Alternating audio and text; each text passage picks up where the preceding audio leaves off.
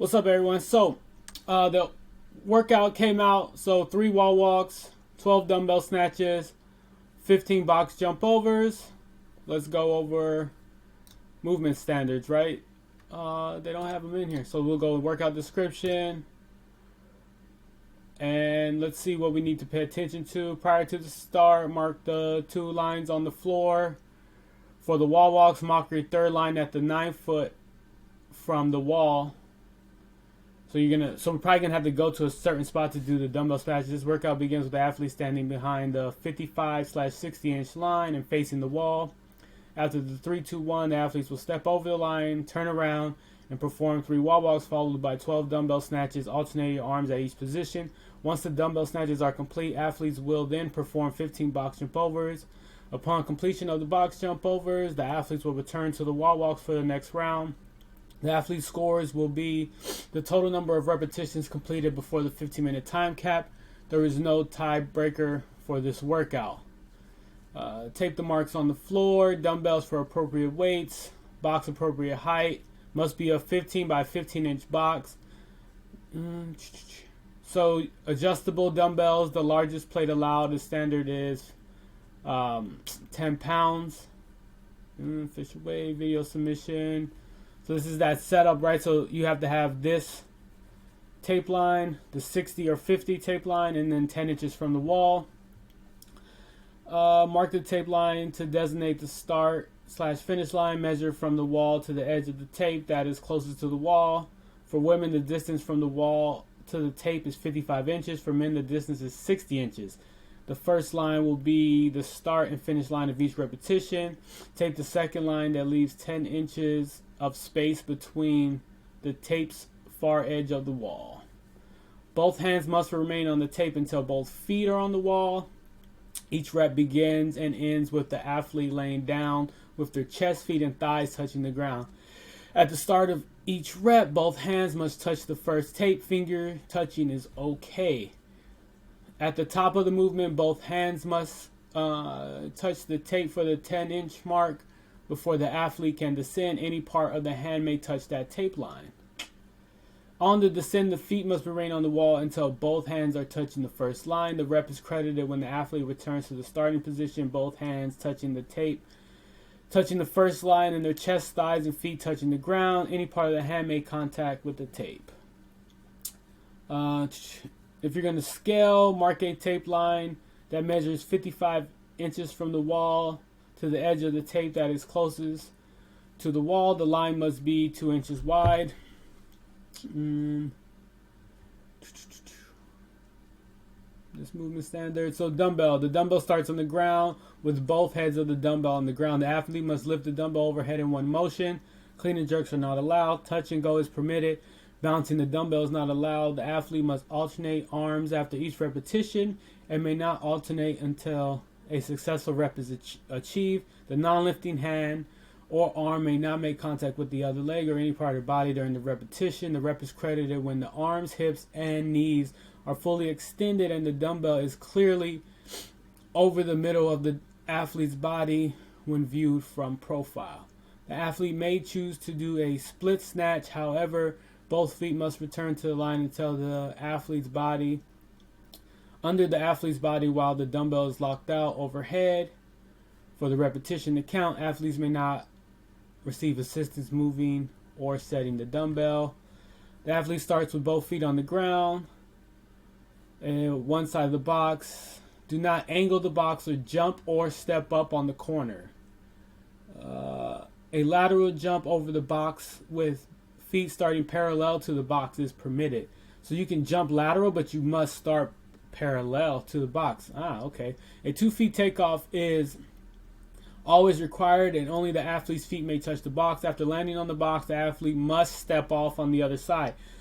Alternative, the athlete may jump completely over the box. If jumping over the box, the feet must pass over the box, not around. A 2 feet landing is required. There is no requirement to stand tall while on top of the box. All scale divisions and masters 55 plus may step up. Both feet must touch the box, must touch the top of the box if stepping up and over. Athletes must step down from the box for the rep to count. Rebounding into the next jump is not permitted. The rep is credited when both feet have touched the ground on the opposite side. From there, the rep may begin. Right? So you got to start parallel to the box. You can twist and jump, but that's about it.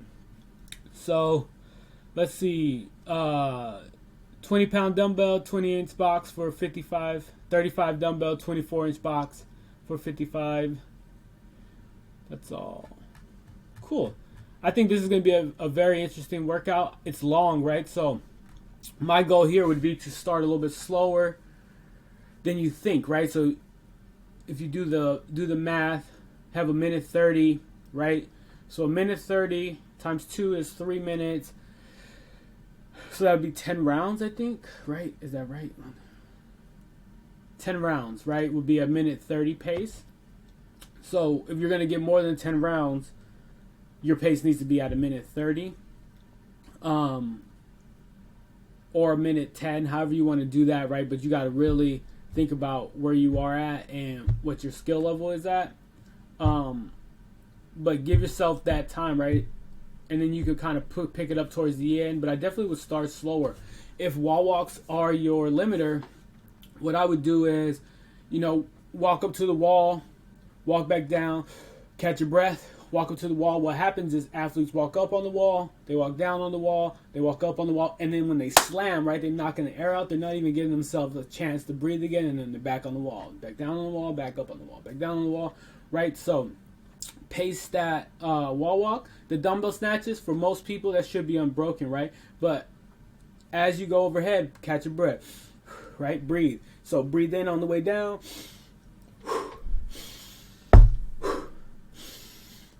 Right? So you want to make your breath deliberate on that, and then you can kind of just breathe natural, but make sure you're breathing, right? That thing is to focus on really breathing. Box jump overs, make sure you're doing a pace that you normally do, but focus on, you should be recovered enough that you could go right into your wall walks. There's 3 transitions, right? So 3 transitions per round, so there's going to be at least 30 transitions. So if you take 5 seconds for each transition, right, that's 150 seconds. It's 2 minutes of time wasted just in sitting around. So you got to really be deliberate with how you move. We're kind of structured in how we do our boxes and how that should go. But other than that, I think it'll be, I think that should be good. For a warm up, I definitely would start, a little bit hotter, 2 minutes cardio, maybe increase pace every 30 seconds. Or you can do like 3 minutes cardio and then every 30 seconds, or every 30 seconds do a 10-second ramp up. So 20 seconds goes and then ramp it up for 10 seconds and then 20 seconds and then ramp it up, right? Kind of get really hot. And then I would work on these movements, right? So start off with the plank shoulder taps into inchworms, and then some type of like a Samson stretch, right? So you get your hands overhead, stretch, get that lunge, especially if that step down, right? If you're not used to stepping down, or we still want that lunge or that lunge position, that knee flexion, right? To get that hip up. We want that to work out. And then we go from there. Then you go into maybe a handstand hold. Maybe you do like a wall walk into a hold, or you can kick up and hold for 30 seconds or something.